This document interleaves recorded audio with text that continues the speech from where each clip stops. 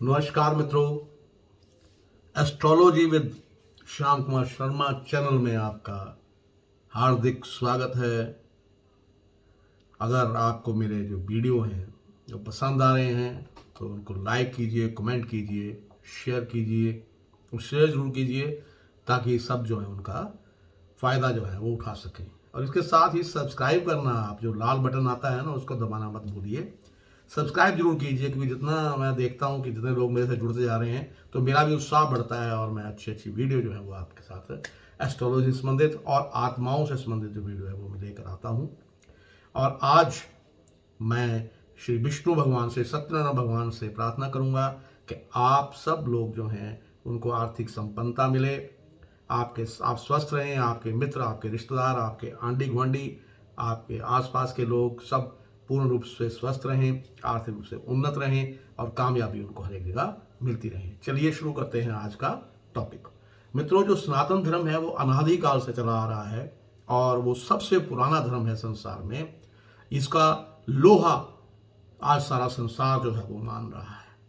तो मित्रों, आज जो मैं आपको बात बताने जा रहा हूँ, क्योंकि हमारा जब कोई जन्म लेता है तो उसकी मृत्यु निश्चित होती है। जब उसकी मृत्यु होती है तो हमारे यहाँ पे उसका संस्कार जो है वो उसको जलाया जाता है। संस्कार जो है उसका क्रियाक्रम जो है वो किया जाता है, उसको उसके जो शरीर को, पार्थिव शरीर को जलाया जाता है। लेकिन कुछ धर्म ऐसे भी हैं जहाँ इन शरीरों को दबाया जाता है, यानी कि उनकी कब्र खोद के उसमें दबाया जाता है। तो मित्रों, लेकिन आज ऐसे ही मैं एक धर्म के बारे में बात करना जा रहा हूँ जिनमें ये प्रथा थी कि मरने के बाद आदमी को जो है वो दफनाया जाता है। लेकिन वो दफनाए गए जो आदमी, पार्थिव शरीर था, उसकी आत्मा ने उनको इतना परेशान किया कि आखिर में उनको उस आत्मा के लिए तर्पण भी करना पड़ा, उसका श्राद्ध भी करना पड़ा और गया में जाकर उसकी मुक्ति के लिए, आत्मा की जो मुक्ति है, सांसारिक मुक्ति के लिए प्रार्थना भी करनी पड़ी। तो चलिए शुरू करते हैं। क्या हुआ मित्रों, मेरे एक परम प्रिय दोस्त हैं, उनके पिताजी जो है बड़े अच्छे गायक थे और एक प्राइवेट फैक्ट्री में वो काम करते थे। जब काम करते थे, जहाँ वो काम करते थे उसमें क्या कहते हैं, वो बहुत, यानी कि उनका जो दबदबा था और काफ़ी अच्छा, यानी कि वो कारीगर थे। तो रात को वो अक्सर जो है रात को 11:30-12 बजे, रात को 12:30 बजे आते थे। उनको जो है थोड़ा सा पीने की आदत ज़्यादा थी तो कई बार लड़खड़ा भी जाते थे, लेकिन फिर भी वो घर जो है बिल्कुल सही सलामत जो है वो पहुंच जाते थे। तो मित्रों, क्या हुआ, एक बार वो अपनी फैक्ट्री से आ रहे थे।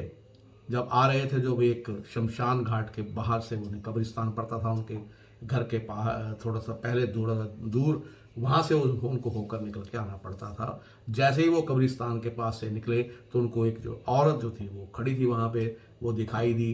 तो उन्होंने सोचा कोई फैक्ट्री की वर्कर होगी, तो उन्होंने पूछा, बहन जी आपको कहाँ जाना है? उसने कहा, भी ऐसा है भाई साहब, मुझे ना थोड़ा सा आप आगे छोड़ दीजिए। ऐसा है कि हम यानी कि 7 भाई बहन हैं हम, और मेरी एक बहन जो है उसकी तबीयत बड़ी ख़राब है, तो वहाँ पे हमने जो है, मुझे आप छोड़ देंगे, मैं जल्दी पहुँच जाऊँगी। साइकिल पे आप छोड़ देंगे, मैं पैदल चलूँगी तो देर लग जाएगी, छोड़ देंगे तो मैं उसको देखभाल कर लूँगी। वैसे भी वो किसी बच्चे को जो है वो जन्म देने वाली है। उसने कहा ठीक है। उन्होंने अपने पीछे उस औरत को बिठा लिया।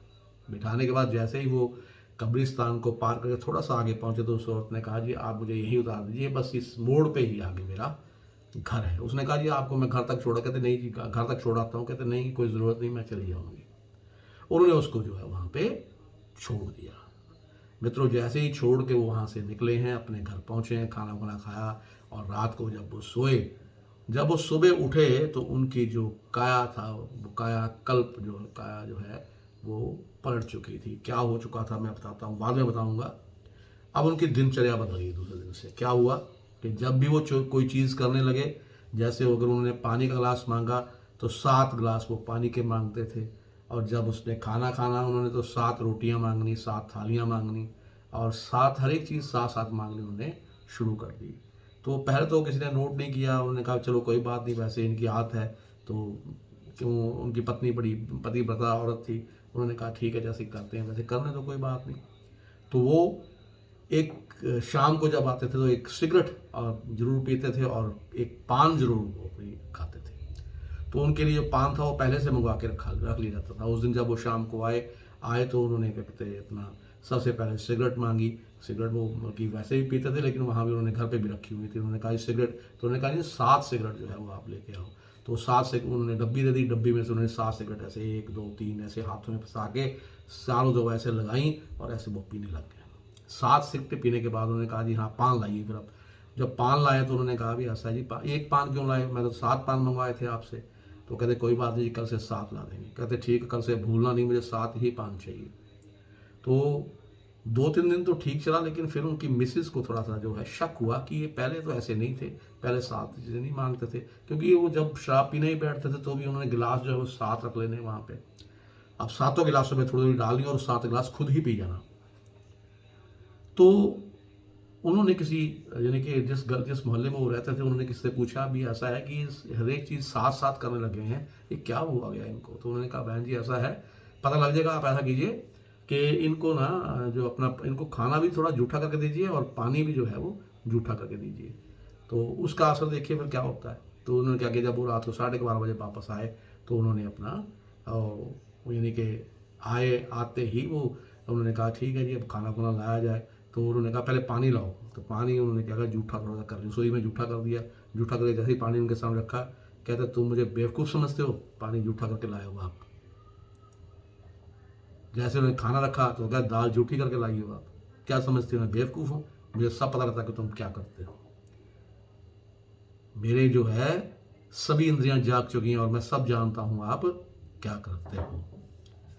अब हुआ क्या था मित्रों, तो 7-7 चीज क्यों मांगते थे? 7-7 चीज इसलिए मांगते थे क्योंकि जिसको औरत को जिन्होंने बिठाया था उनको वो प्रेत आत्मा थी जिसको बिठा लिया था, और वो अपने 7 भाई बहनों सहित उनके अंदर जो है उनके ऊपर सवार हो गई थी और वो अपनी इच्छाएं जो थी उनके थ्रू पूरी करवा रही थी।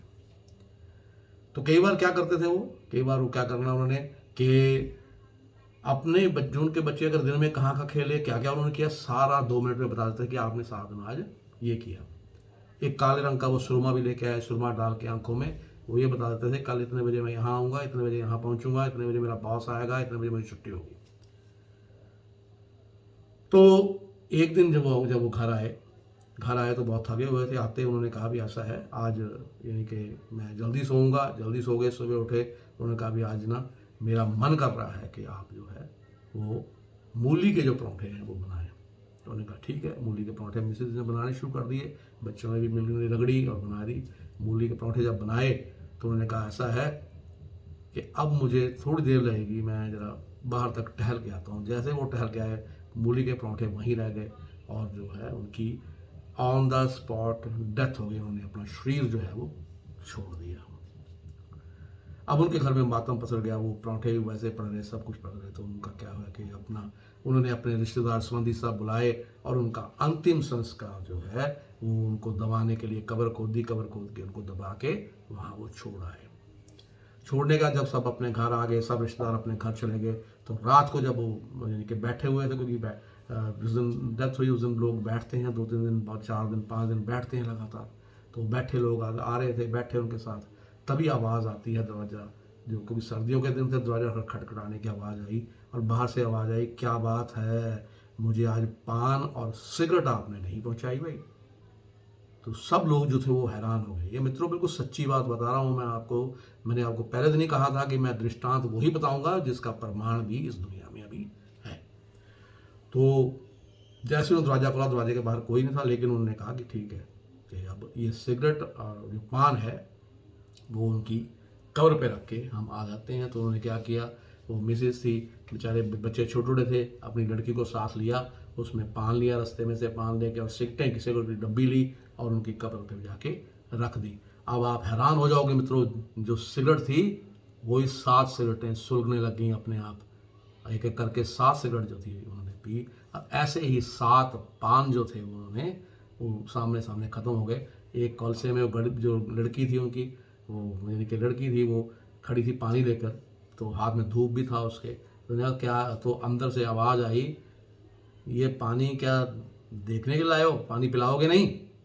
तो उस लड़की के पीछे एक थप्पड़ मारा, एक जैसे लगा इसने थप्पड़ मारा हो। जब थप्पड़ मारा तो लड़की जो है घबरा गई, छोटी लड़की थी, उसने धूप हाथ में पकड़ रखा था। धूप जो है उसके हाथ से गिर गया और पानी की गड़बी जो है उसने डर दी अपनी माँ के हाथों में दी। माँ ने वो गड़बी रखी 2 मिनट में मित्रों वो सारा पानी जो है खत्म हो गया। ऐसे ही वो जो रूह है उनको 13 दिन लगातार पान और सिगरेट लेके आने के लिए कहती रही। 13 दिन के बाद जो वो 13 दिन लगातार गए, आखिर वो तंग आ गए थे। तो उनके पड़ोस में एक सनातन धर्मी विद्वान रहते थे, पंडित जी रहते थे। उन्होंने कहा भी ऐसा है, इससे आपका छुटकारा होने वाला नहीं है, आपके जो पिताजी हैं उनकी आत्मा भी भटक रही है। तो इसके लिए क्या करना पड़ेगा आपको? इसके लिए आपको इनका तर्पण करना पड़ेगा, इनको पिंडदान जो है वो करना पड़ेगा। तो मित्रों, वो जब उन्होंने क्या कहते पंडित जी आए उनके घर में, हालांकि वो इस सनातन धर्म को मानते नहीं थे, वो किसी और धर्म को मानते थे। मैं डिस्क्लोज नहीं करूंगा इस चीज़ को कि कौन से धर्म को मानते थे। तो उन्होंने क्या कहते पंडित जी आए, जैसे ही पंडित जी ने पिंडदान कराना शुरू किया तो पिंड जो है वो बिखर जाता था। जैसे वो रखते थे चावल जो इकट्ठे करके वो रखते थे, वो जो है बिखर जाता था।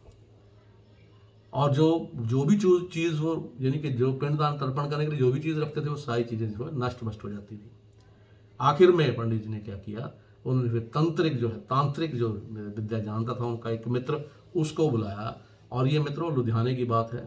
मैं शहर आपको इसलिए बता दिया कि आप सोचेंगे शायद मैं जो है वो आपको एक पूरी गप सुना रहा हूँ, ये सच्ची बात है।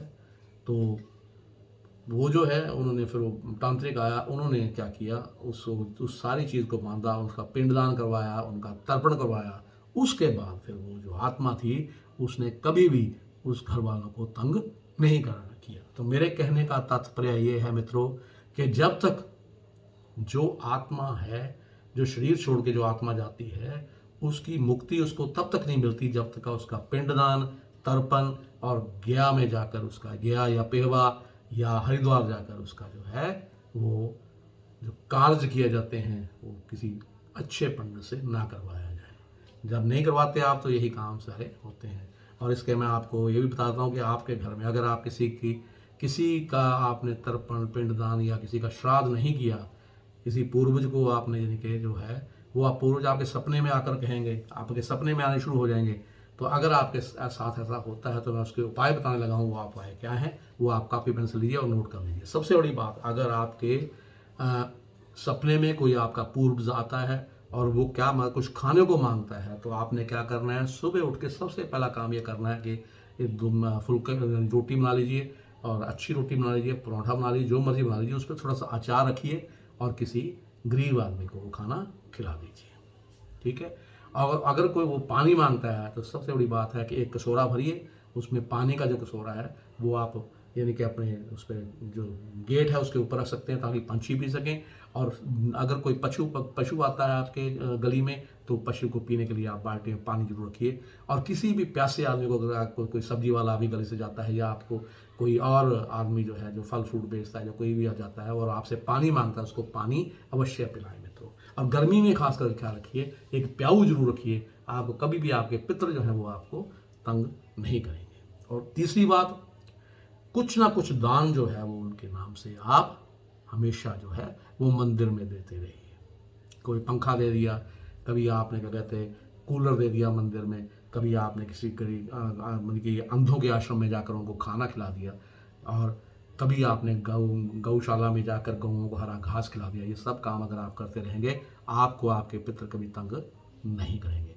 और अगर फिर भी इसका सबसे, अगर आपने एक बार, जैसे औत है वो आपका कभी बिजनेस में तरक्की नहीं होने देगा आपके, यानी कि औत का मतलब जो जल्दी जिसकी मृत्यु हो जाती है, जिसकी 2-4 साल का होता है, बच्चा मर जाता है, वो औत बन जाता है। जब तक उसकी गति नहीं होती तब उसके गति करवाने के लिए क्या है, आप उसका पिंडदान करवाइए, उसका यानी कि गया में जाके उसका अपना पूरा पूजन विधि सहित उसका क्रियाक्रम कराइए।